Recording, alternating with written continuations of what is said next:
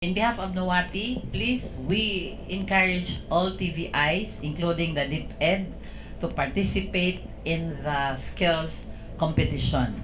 No, one advantage is that since skills competition is kanang nationwide, ila na i-publish, no? Kumbaga, media mileage for the TVIs to gain, kumbaga, international exposure.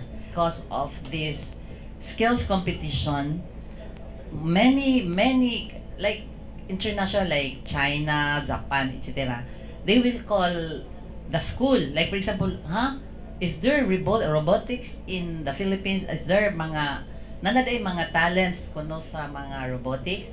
So someone called us up and then, hey, what can we do for the robotics team, etc., etc. They are very interested to partner with the TVIs. And in fact, we have one partnership already ongoing with our sa China software engineering technology.